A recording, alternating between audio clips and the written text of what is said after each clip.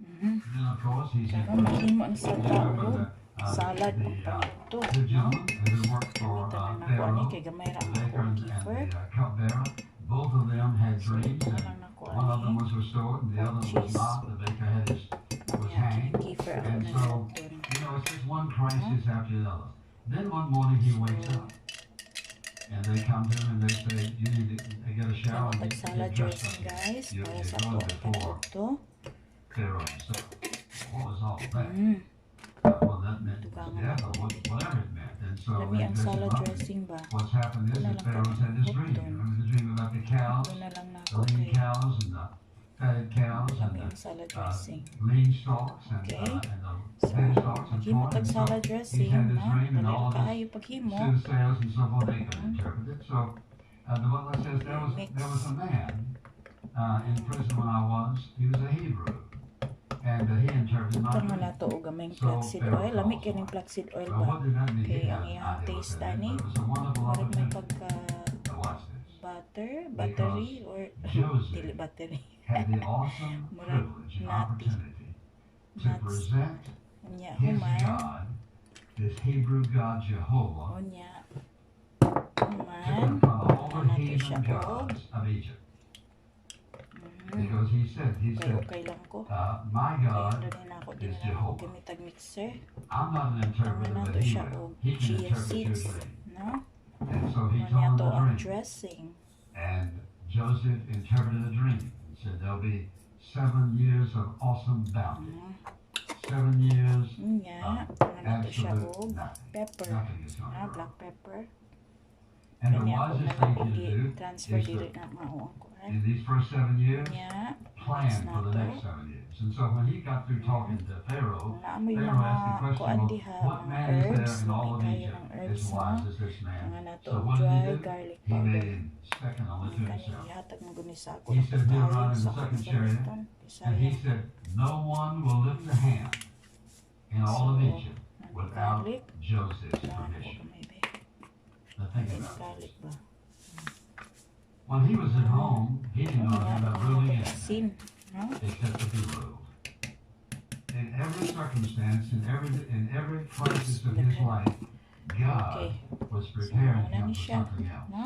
Itong He dressing. served Pero lami faithfully. ni siya butangan o He learned how to tangan manage. nato siya He o learned how to oversee. nato siya o sa tawag Now, ani.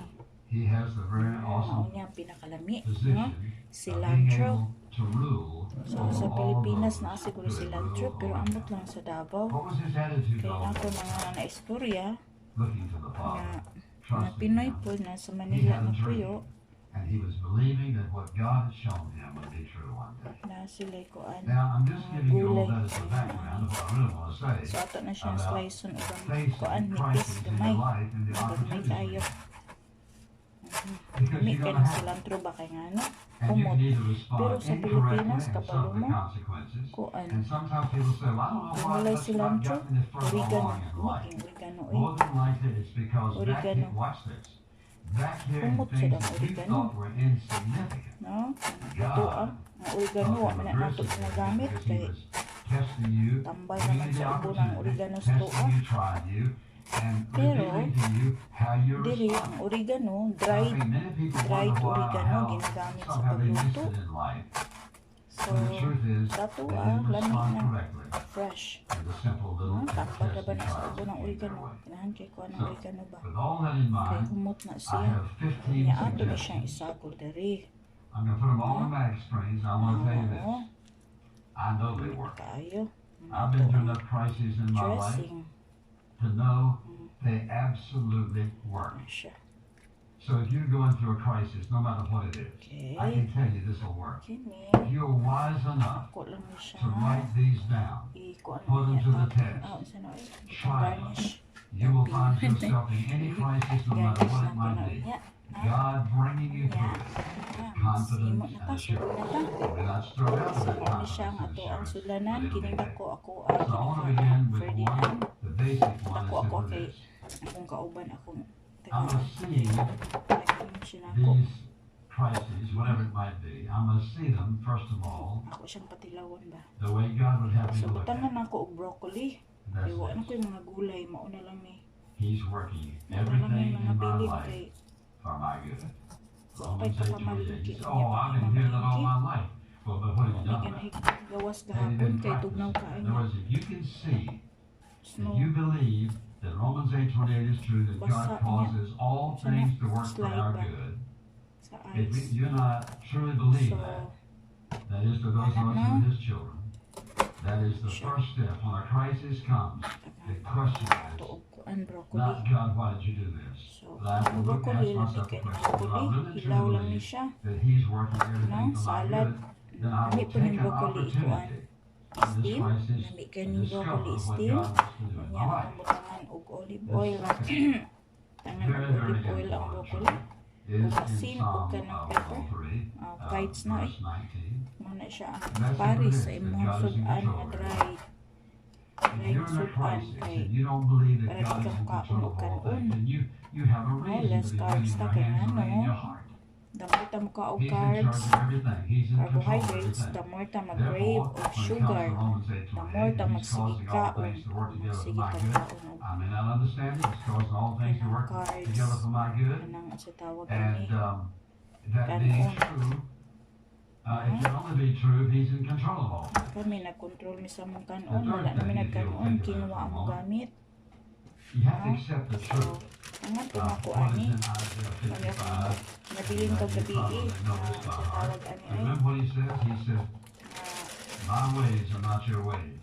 My thoughts are not your thoughts. cabbage. My ways are higher than your ways, and my thoughts are higher than your thoughts. That is, that's what God is saying. You won't always understand what I do. You won't always understand the way I go about things. You won't always understand why I allow you to suffer in certain situations and circumstances. So, mauna So siya. don't lose heart because you don't Kasi understand ng why. gasoline. That is, the big question when a crisis comes is my first question is, God, why? And I'm going to miss it. Ako It's ang not why. I know that celery, if He allows it, He says for my good, He has a hinay ng reason. kaayo. So if I can get that in my thinking, that Naharot His na ang ways are mga not my gulay ways, na His thoughts are not my thoughts, that is, because He's omniscient, watch this, because He's omniscient, si He celery. knows Ano that what's siguro na painful nila for sa you today Pilipinas? will be profitable for you tomorrow. So, katong That mga what you just want to run OFW. away from today, you're going to run to tomorrow. Akong pinsan, si Myla. Ay, shout And so, out ka when a Myla. crisis comes, I Ano have siya an sa opportunity Dubai. to discover something about Ano, God that I've never discovered salad. before. Nindot And kayo that na is may that He is ano, dali intimately ra ka involved i-prepare. Pwede mo in whether mag-prepare it's your ani, pain gabi or whatever it might be. He's there. Ako kay A fourth thing morning that's so person very man ko. important, that's this. Kailangan Don't mag-prepare make buntag quick sa oras, judgments ano? when a crisis comes. Alexa! Don't make quick judgments. First of all, Uy. we have revolving emotions, number one.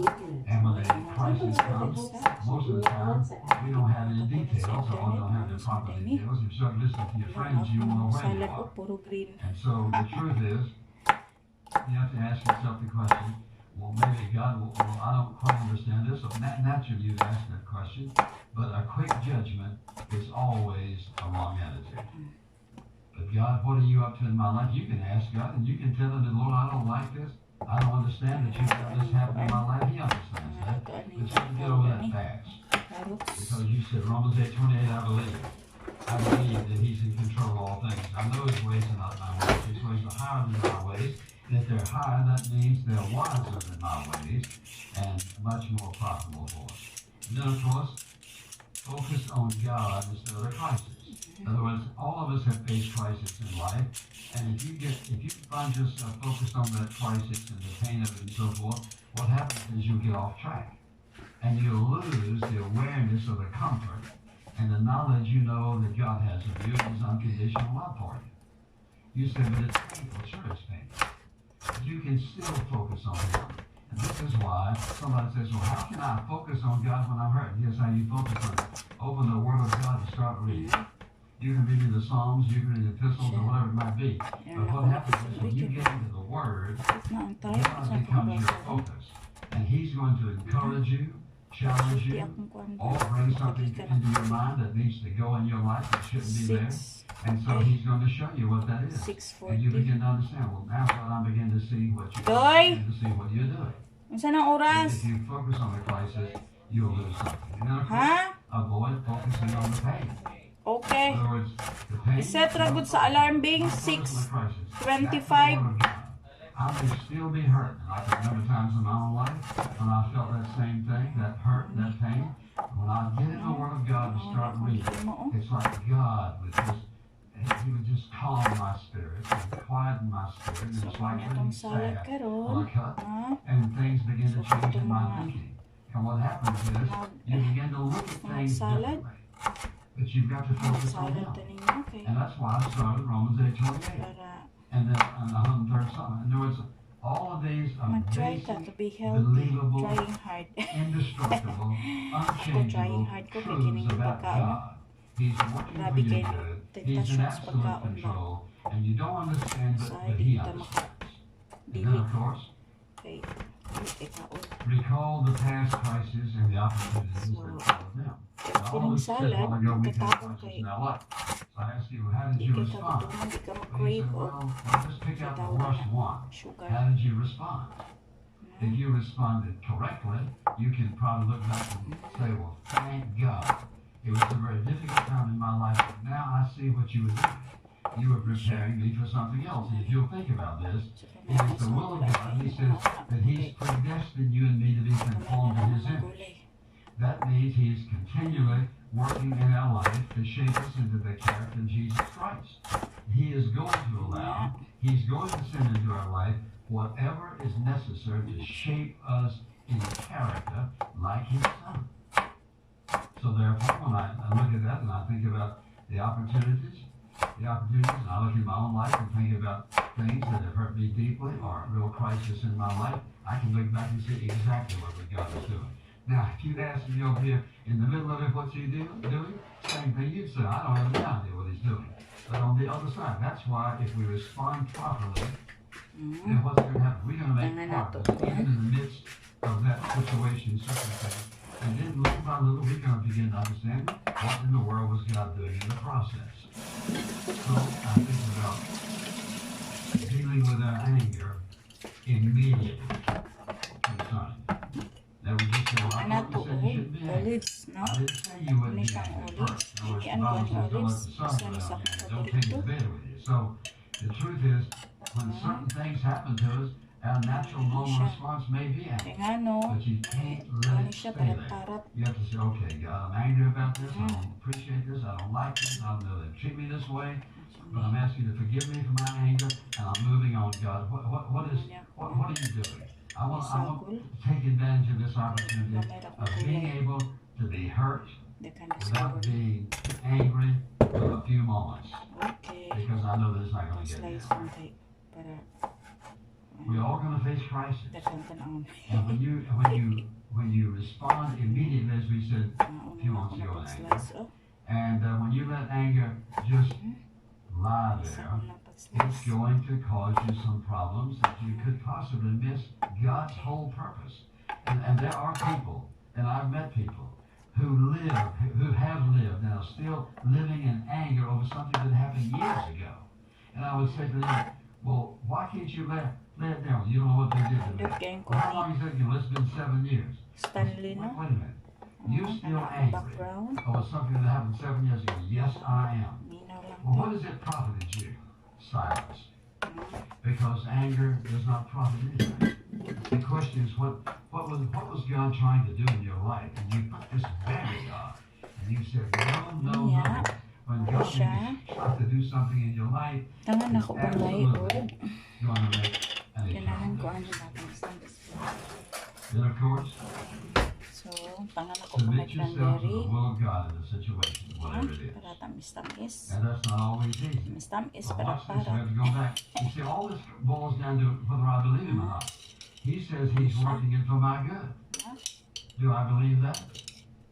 He says He's in absolute control. He says He understands why we don't understand. He says He loves us unconditionally. If I believe those things, then I'm going to be able to look at them and ask, what's my opportunity in this given situation? My opportunity to grow spiritually? Or my opportunity that God may send some of the way?